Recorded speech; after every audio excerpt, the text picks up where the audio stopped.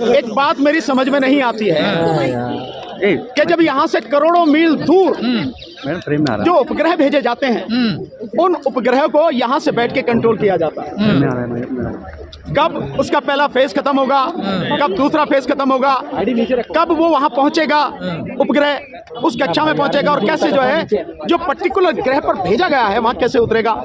अभी आपने देखा सर उसकी कोडिंग होती है ना। किसकी कोडिंग होती है? जो उपग्रह इसकी भी कोडिंग होती है। आपको नहीं पता इसकी कोडिंग होती है, लेकिन इसकी कोडिंग इलेक्शन कमीशन लोगों को नहीं बताता।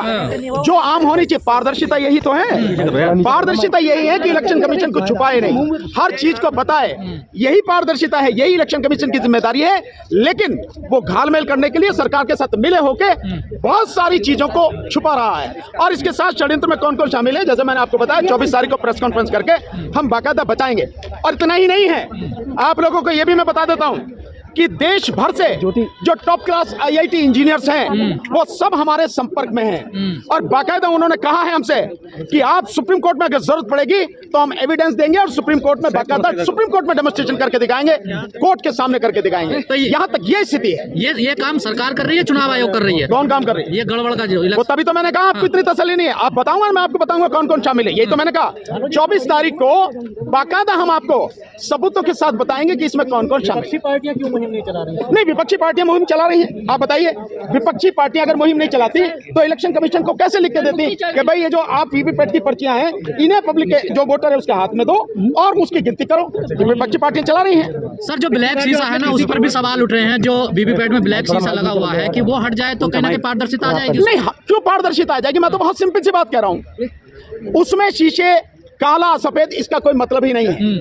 मुझे आप बता दो, आप तो पत्रकार हो, मेरे से सवाल पूछ रहे हो, यहाँ सारे के सारे पत्रकारों से पूछता हो, ईवीएम और वीवीपैट मशीन इनकी तकनीक जानते हो? ये कैसे काम करती हैं जानते हो?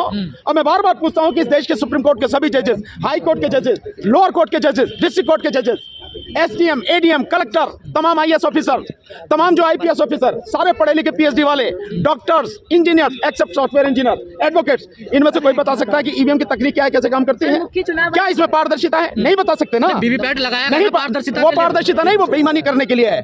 बेईमानी करने के लिए वो लगाया गया, पारदर्शिता नहीं है। तो आपको दिखाई नहीं आपका वोट उसमें? नहीं, मुझे दिखाई नहीं दिया, इसीलिए तो मैं कह रहा हूँ, इसीलिए तो मैं आंदोलन कर रहा हूँ। तो डिस्प्ले पे नहीं आता? नहीं, बिल्कुल नहीं आता, इसलिए तो मैं बता रहा हूँ। और डिस्प्ले पे जो आता है हमने बाकायदा जंतर मंतर पर 6 तारीख को दिखाया, आपको प्रदर्शन करके दिखाया कि उसमें क्या घालमेल है। 95% लोग ये बोल रहे हैं कि गड़बड़ी है। ये बिल्कुल सच है, ये बिल्कुल सच है। जो सर्वे कराया गया बहुत ही एक बहुत जिम्मेदार मीडियाओं की तरफ से कराया गया और उनकी रिपोर्ट है, मेरी रिपोर्ट नहीं है, कि 95% लोग इस देश में ईवीएम से चुनाव नहीं चाहते, ईवीएम को खत्म करना चाहते हैं, हटाना चाहते हैं, ईवीएम के विरोध में। लेकिन सर आप ईवीएम हटाने की बात कर रहे हैं, उसमें संशोधन की कोई बात नहीं करे। आप करो ना, आप करो संशोधन की बात, मैं तो हटाने की बात कर रहा हूँ। आप करो। नहीं, वीवीपैट आया, आप करो ना, बहुत सीधी सी बात है। कोई भी आया वीवीपैट की गड़बड़ी दिखाई ना आपको, वीवीपैट की गड़बड़ी दिखाई ना आपको, वीवीपैट की गड़बड़ी दिखाई ना आपको बाकायदा। ये सारी चीजें हटाई जा रही हैं जो ईवीएम के खिलाफ मुहिम चल रही है। देखिए वो सरकार का काम है, क्योंकि सरकार बहुत बुरी तरह से डरी हुई है। जिस तरह से ये आंदोलन घर घर तक पहुंच गया, गांव गांव तक पहुंच गया, शहरों तक पहुंच गया, अमीर और गरीब तक पहुंच गया, पढ़े लिखों तक पहुंच गया, उससे सरकार बहुत बुरी तरह से डरी हुई है और वो किसी भी हालत में ये चीजें आगे बढ़े और लोगों तक पहुंचे वो नहीं चाहती। इसलिए जो आपके ट्विटर से हैं वहां से हटाए जा रहे हैं। जो एक कभी मैंने देखा है कि मीडिया जो है, मीडिया हाउस लोकशाही करके टीवी चैनल है वहां बंद किया गया है महाराष्ट्र में। ये जो सारी चीजें चल रही हैं ये सरकार का डर बताता है। और ये डर भी बताता है कि जब मकर संक्रांति 14 तारीख की है, सो उन्होंने 15 तारीख की छुट्टी घोषित क्यों की है?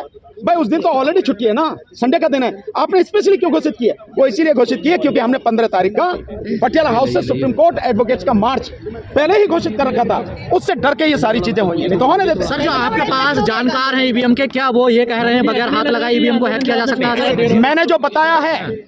मैंने जो बताया है वो सिद्ध करके दिखाया है, बाकायदा प्रदर्शन करके दिखाया है। इसमें अब किसी भी चीज की, किसी और बात की कोई भी सवाल जवाब की जरूरत नहीं है। जब हमने बाकायदा पूरी दुनिया को सिद्ध करके दिखा दिया और उसको सिद्ध कराने के लिए बाकायदा सुप्रीम कोर्ट के सामने दिखाएंगे 16 तारीख को। आप वहां देखना, उसको रिकॉर्ड करना। अप्रैल में लोकसभा इलेक्शन है। सर विपक्ष भी ईवीएम पे लगातार सवाल उठा रहा है, लेकिन आपके साथ एकजुट क्यों नहीं है? नहीं, देखिए ये जो पहले मैं उनके सवाल का जवाब दूंगा।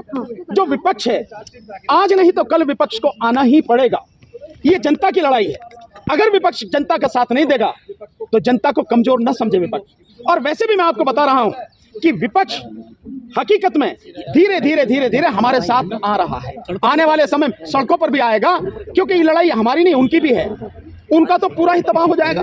2024 में अगर सरकार जीत के आती है, रिपीट होती है, तो सारी पार्टियां सब कुछ खत्म होने वाला है। तो विपक्ष को आना ही पड़ेगा और आने वाले समय में ये अपनी आंखों से आप देखेंगे। लेकिन सर, जो आपका सवाल, एक मिनट प्लीज, एक मिनट। मैं ये कह रही हूँ कि लगातार विपक्ष ट्वीट रीट्वीट कर रहा है, लेकिन सड़कों पर आपके साथ क्यों नहीं आया? लेकिन निश्चित रूप से मुझे पूरा विश्वास है कि विपक्ष सड़कों पर आएगा।